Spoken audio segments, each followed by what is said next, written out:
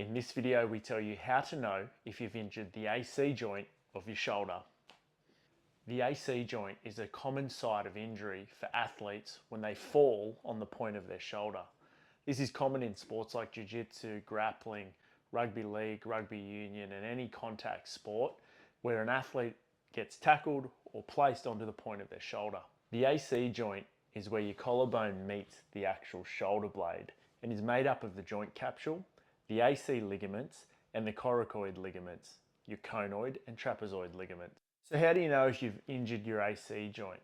Typical signs and symptoms that present with an AC joint injury will usually include localized tenderness to the actual AC joint, pain on movement, but especially horizontal flexion.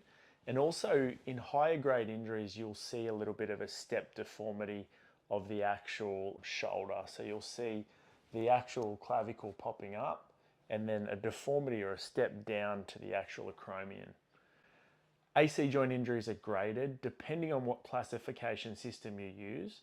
A very common classification system is the Rockwood system, and they're classified from grade 1 to grade 6. A grade 1 injury on the Rockwood classification is a sprain to the actual joint capsule.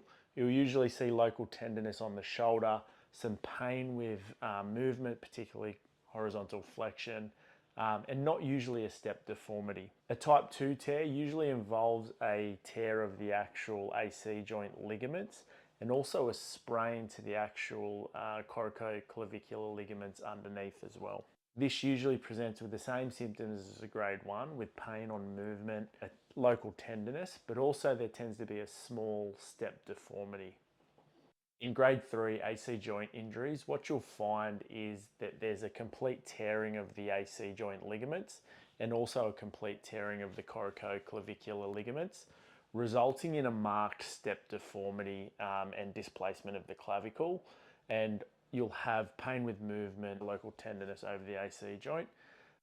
Type 4 AC joint injuries usually involve the same as grade 3, but with a posterior or backward displacement of the clavicle, the collarbone. Type 5 AC joint injuries usually have a complete rupture of the AC ligaments and the coracoclavicular ligaments, but have a 3 to 5 times displacement of the actual clavicle. And type 6 AC joint injuries usually involve complete rupture of the ligaments, but an inferior or a downward displacement of the collarbone or clavicle. So I hope that helps. It's a quick breakdown on AC joint injuries in BJJ.